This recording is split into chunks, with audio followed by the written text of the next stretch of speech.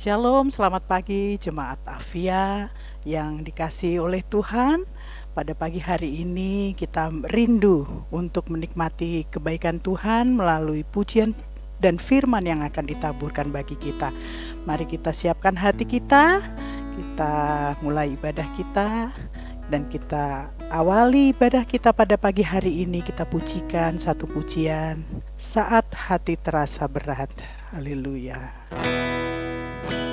Oh, ini kami Tuhan. Kami merendahkan hati kami di hadapan-Mu Bapa. Kami tanggalkan segala beban hidup kami. Kami mengawali hari bersama dengan Tuhan. Haleluya. Kala hati terasa berat, tak seorang pun mengerti bebanku. Ku tanya Yesus, apa yang harus ku buat? Dia berfirman, mari datanglah. Dia selalu pedulikan aku. Ku datang Yesus, Dia pikul segala bebanku. Rendahkan hati di hadapan Tuhan, sujud di altarnya. Ku bawa hidupku, ku terima anugerahnya. Dia ampuniku dan bebaskanku. Dia ubah hidupku, baharui hatiku. Sesuatu terjadi saat datang di altarnya. Mari sujud di hadapan Tuhan, sujud di altarnya. Ku bawa hidupku, ku terima anugerahnya. Dia ampuniku dan bebaskanku. Dia ubah hidupku, baharui hatiku. Sesuatu terjadi saat datang di altarnya. Jemaat yang dikasihi Tuhan, mari kita siapkan hati kita untuk mendengarkan firman-Nya. Mari kita pujikan pujian ini, kala hati terasa berat. Kita pujikan di hadapan Tuhan. Haleluya. Kala hati terasa berat, tak seorang pun mengerti bebanku. Ku tanya Yesus, apa yang harus ku buat? Dengar Dia berfirman, mari datanglah. Dia selalu pedulikan aku.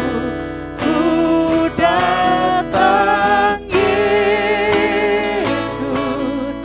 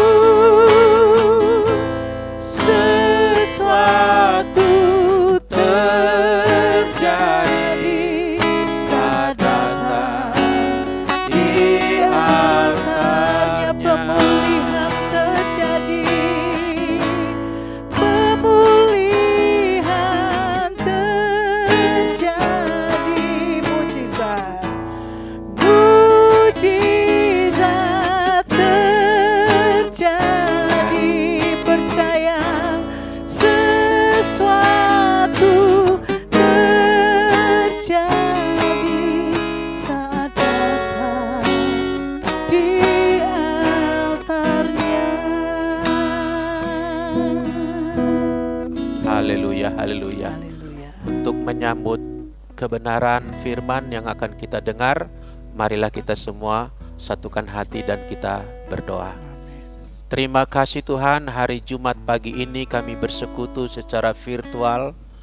Biarlah Engkau mengurapi setiap kami dimanapun kami berada, dan kami siap mendahului hari ini dengan mendengarkan renungan.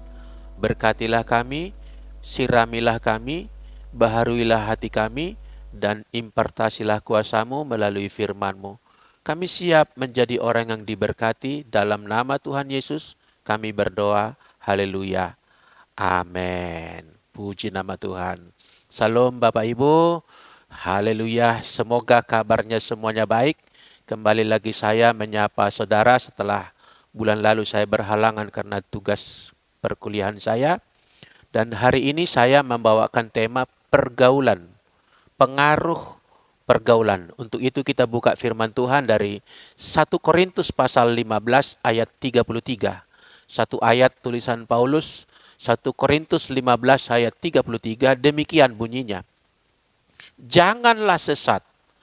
Pergaulan yang buruk merusakkan kebiasaan yang baik. Ya, jangan sesat katanya, pergaulan yang buruk. Berarti ada pergaulan yang buruk, ada pergaulan yang baik. Kalau pergaulan yang buruk merusakkan kebiasaan yang baik, norma yang baik, etika yang baik, cara hidup yang baik, tujuan hidup yang baik, rusak itu gara-gara pergaulan. Umpamanya ada satu keranjang buah mangga, maka satu di dalamnya mangga itu busuk, mustahil mangga yang bagus mengubah yang busuk, mempengaruhinya menjadi tidak busuk. Melainkan yang busuk itu yang akan mempengaruhi mangga-mangga lain di dekatnya.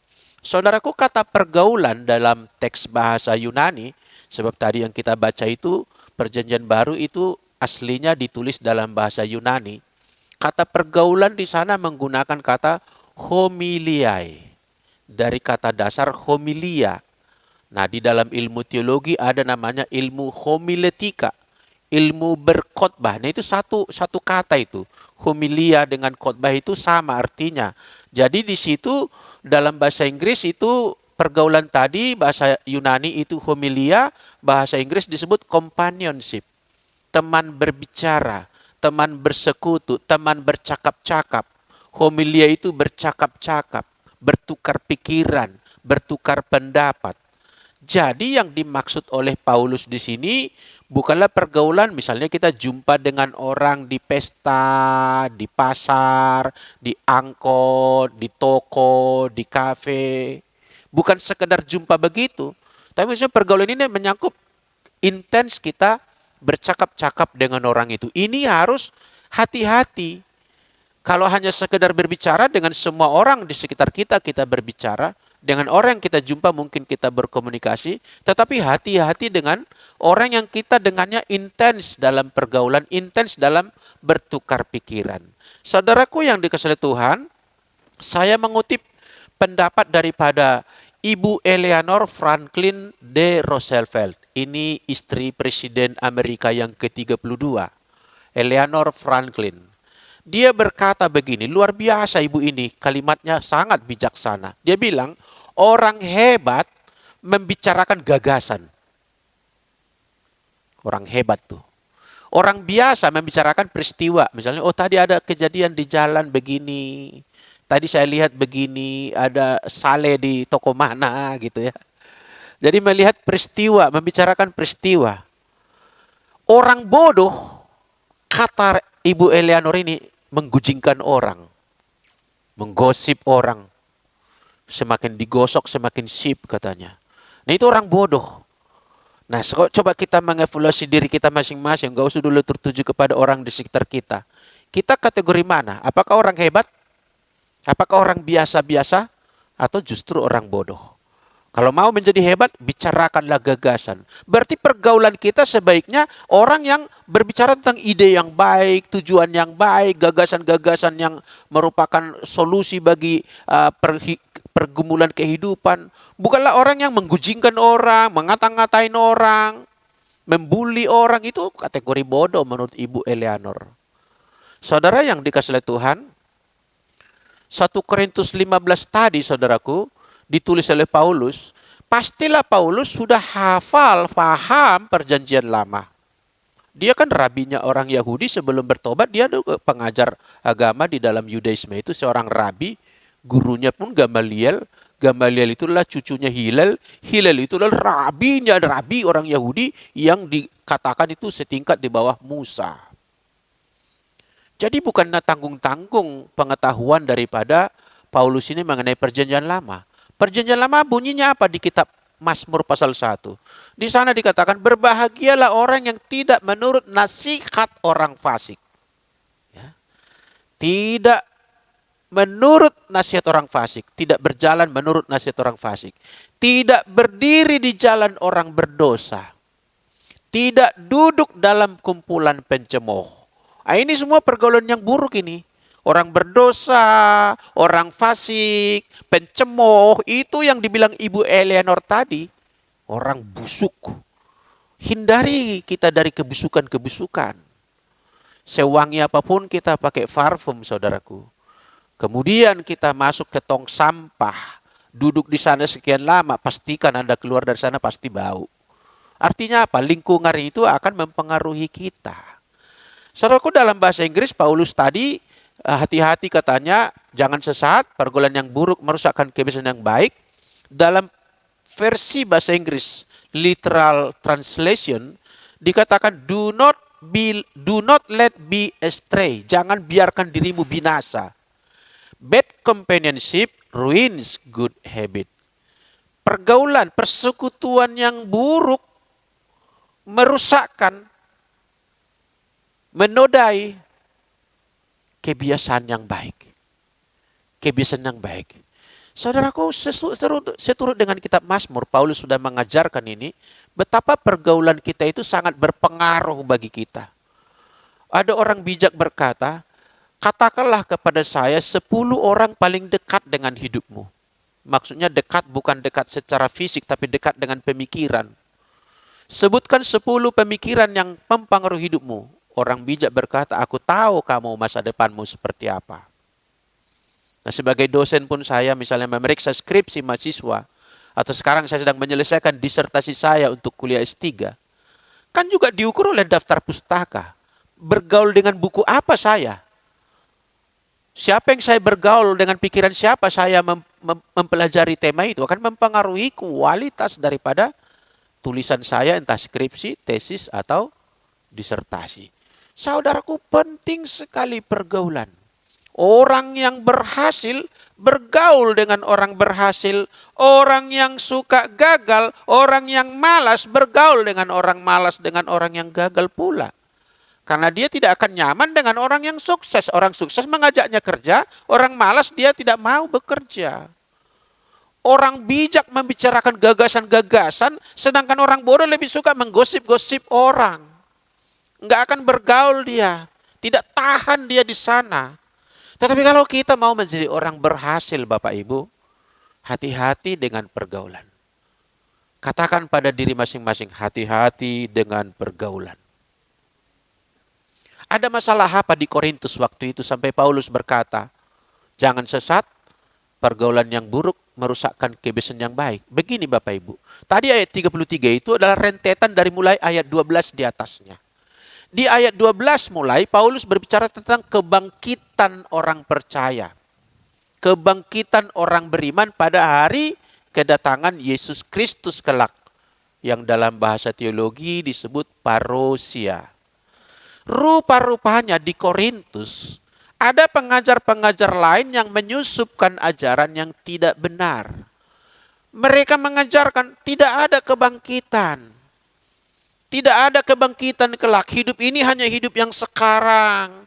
Kita hidup, berapa umur kita, bertemu dengan ajal. Selesailah riwayat hidup kita, kata pengajar yang lain. Sedangkan Paulus dengan pengajar-pengajar yang benar, yang mewarisi ajaran Kristus, mengajarkan suatu hari kelak. Karena Kristus sudah dibangkitkan, kita pun yang percaya akan dibangkitkan pula. Juga yang tidak percaya akan dibangkitkan untuk kebinasaan. Nah, sampai-sampai Paulus mengajarkan kepada orang di Korintus di ayat yang ke-13 di pasal itu juga, dia katakan begini, kalau tidak ada kebangkitan orang mati, nah kita ini kalau suatu hari mati dan tidak ada bangkit, Paulus bilang, maka Kristus juga tidak dibangkitkan. Berarti orang yang mengajarkan tidak ada kebangkitan itu adalah orang yang tidak mempercayai kebangkitan Yesus Kristus secara ragawi atau secara jasmani. Saudaraku, saya tidak mengupas lebih dalam soal kebangkitan tadi itu, sebab poin pembahasan kita renungan ini adalah soal pergaulan. Tadi pergaulan mengenai bercakap-cakap mengenai kebenaran. Dan ada yang bercakap-cakap mengenai kesesatan atau anti daripada kebenaran itu. Dan rupa-rupanya pengajaran yang sesat tadi berkata tidak ada kebangkitan mempengaruhi jemaat, mengkamiri jemaat.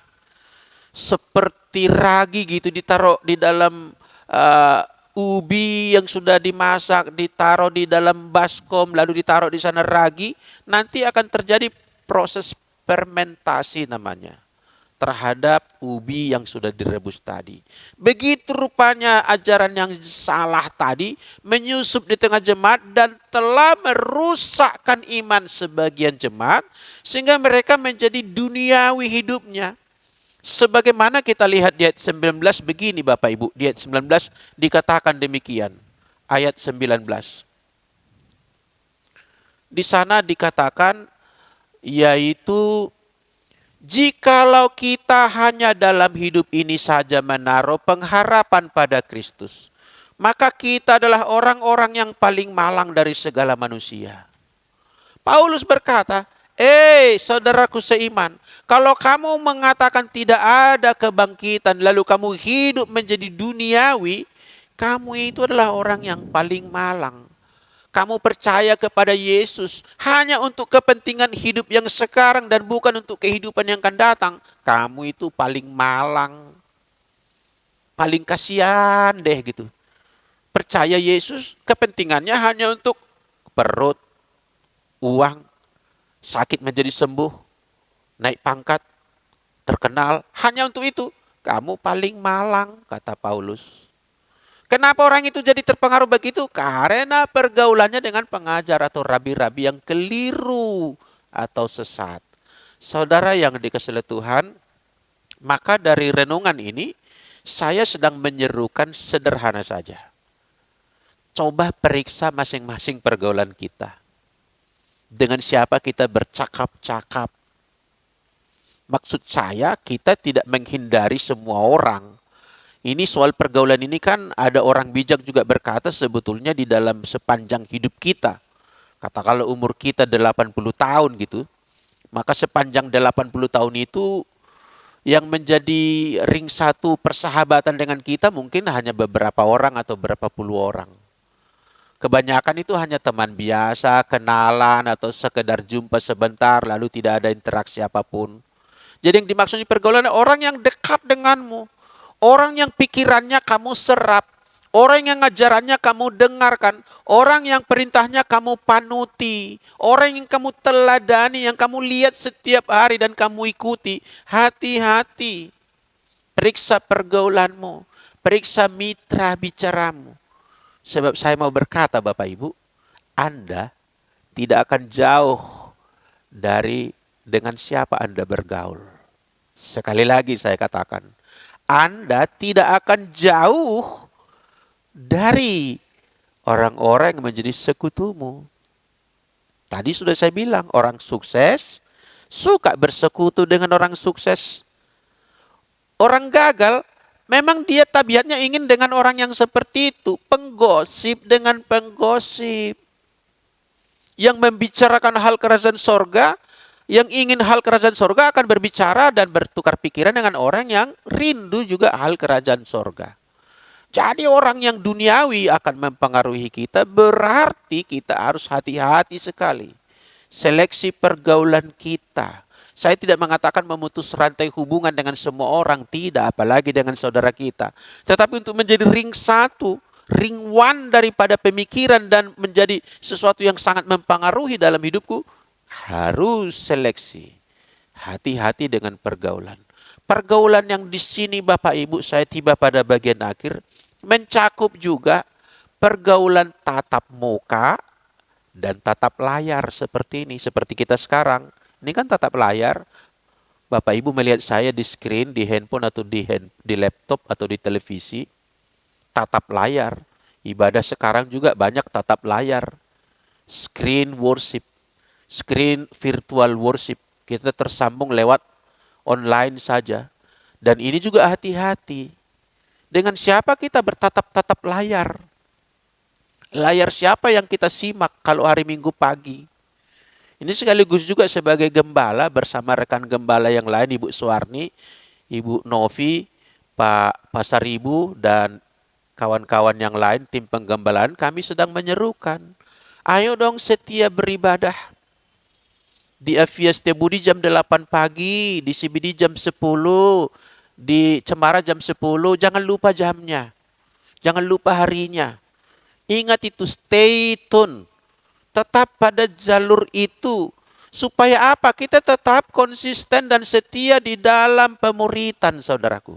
Kalau setiap kali kita jajan, terserah channel kita mana saja diakses, fungsi penggembalaan tidak berjalan. Pergaulan kita menjadi tidak bertanggung jawab. Saya tidak mengatakan bahwa channelnya gereja lain itu buruk, tidak. Tetapi kita harus memiliki pergaulan dalam intensitas yang disebut dengan satu tubuh Kristus dalam satu gereja lokal.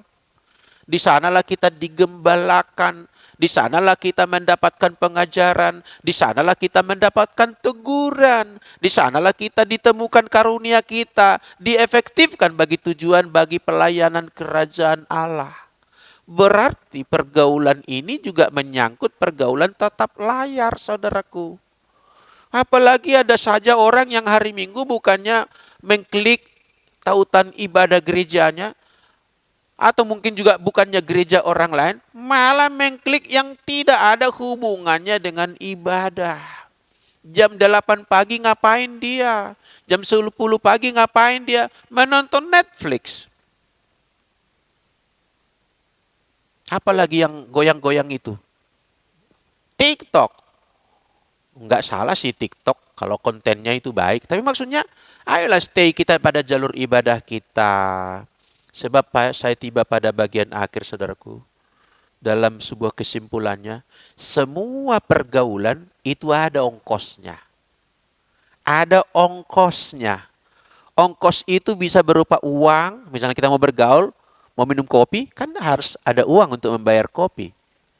Ada uang untuk membayar Gojek untuk kita pergi ke tempat yang dijanjikan. Ada ongkos semuanya. Waktu kita sediakan 2 jam. Kita sediakan berapa waktu? Kita juga membayar itu dengan tenaga kita. Membayar itu dengan perhatian kita. Kesibukan lain mungkin kita sisihkan demi pergaulan ini. Semua ada ongkosnya. Semua ada ongkosnya. Tetapi, dengarkan ini closing statement. Salah pergaulan, ongkosnya jauh lebih mahal. Apa maksudnya ini? Itu tadi, bisa sesat, bisa rusak kebiasaan yang baik. Ini ongkos yang mahal. Anak yang bergaul dengan anak-anak narkoba, ongkosnya mahal. Untuk memperbaiki kadang-kadang hampir-hampir mustahil, dan juga pergumulan dengan air mata. Apalagi kalau pergaulan itu merupakan ajaran yang menyesatkan kita. Berujung pada konsekuensi dalam dunia kekekalan. Saya mau menyerukan bagi kita, hati-hati dengan pergaulan. Terutama pergaulan kerohanian kita. Kiranya renungan di Jumat pagi ini membuka wawasan kita semuanya, menjadi pokok perenungan bagi kita, dan bukan hanya untuk didengarkan. Ayo benar-benar kita mencondongkan hidup kita bergaul dengan orang-orang yang bergaul dengan Tuhan. Tuhan memberkati kita. Sebelum kita tutup, kita naikkan lagi bagian akhir daripada pujian tadi.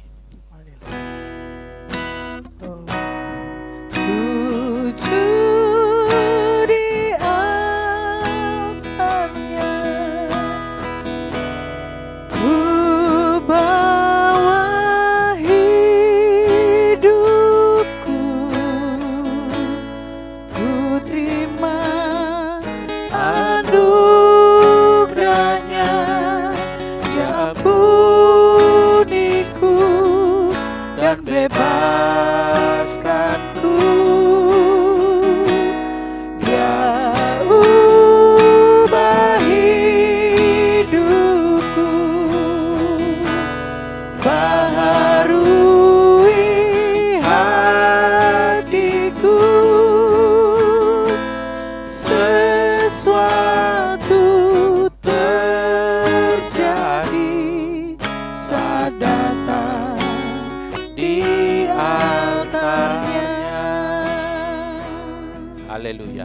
Sebelum kita berdoa, saya bacakan satu ayat setelah pergaulan yang buruk merusak kebiasaan yang baik tadi. Ini ayat 34-nya berbunyi begini. Sadarlah kembali sebaik-baiknya dan jangan berbuat dosa lagi. Ada di antara kamu yang tidak mengenal Allah. Hal ini kukatakan supaya kamu merasa malu. Artinya apa Bapak Ibu? Solusi ataupun dan resolusinya adalah sadarlah kita dengan pergaulan ini supaya jangan sampai kita membayar mahal dampak yang mungkin tidak bisa kita ulang lagi, tidak bisa kita beli lagi, tidak bisa kita ulangi lagi. Kiranya Tuhan memberkati kita dan mari kita berdoa. Terima kasih Tuhan. Kami bersyukur buat kebenaran firman-Mu. Kami terima dengan sukacita. Bantulah kami, tolonglah kami agar seperti seruan Paulus kepada jemaat di Korintus, seruan itu pun menjadi milik kami, yaitu kami mengevaluasi pergaulan kami, terutama yang menyangkut kerohanian, menyangkut pembinaan iman, supaya kami memilih pergaulan kami, karena pergaulan yang baik membawa kebaikan, pergaulan yang buruk membawa keburukan.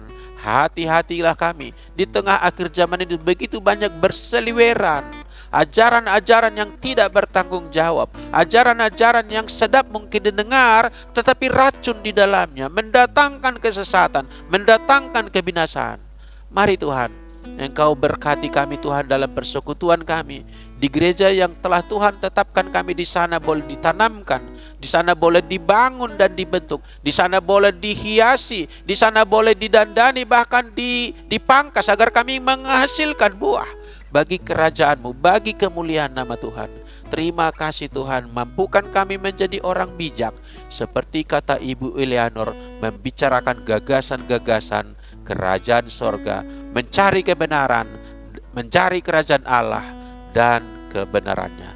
Terima kasih Tuhan, berkatilah kami memasuki hari ini sebagai harinya Tuhan, hari penuh berkat. Bersama dengan Tuhan kami cakap menanggung segala perkara, dan di dalam Yesus Kristus Ia memberikan kekuatan dan jalan keluar bagi kami. Kami memasukkannya dengan sukacita dan menerima berkat istimewa dari Tuhan. Mari Bapak Ibu, bukalah hatimu, arahkan pikiranmu tertuju kepada Tuhan, dan terimalah berkatnya turun atasmu. Tuhan memberkati engkau dan melindungi engkau. Tuhan menyinari engkau dengan wajahnya, sehingga engkau disebut orang yang telah menerima kasih karunia Tuhan. Tuhan menghadapkan wajahnya kepadamu, tidak membelakangimu lagi. Maka engkau penuh dengan damai sejahtera. Jalankanlah aktivitasmu hari ini, lakukan yang terbaik, condongkan hatimu kepada Tuhan. Tuhan memberkati engkau mulai hari ini. Apa yang kau kerjakan dibuatnya berhasil. Keluargamu dan anak cucumu diberkati oleh Tuhan. Berkat Abraham, Ishak dan Yakub turun kepadamu, di dalam nama Bapa dan Putra dan Roh Kudus. Di dalam nama Tuhan Yesus kita telah berdoa. Haleluya. Sama saya berkata amin. Sukses bagi kita. Selamat hari Jumat, selamat hari berakhir pekan. Tuhan memberkati berlimpah-limpah. Amin. Keren.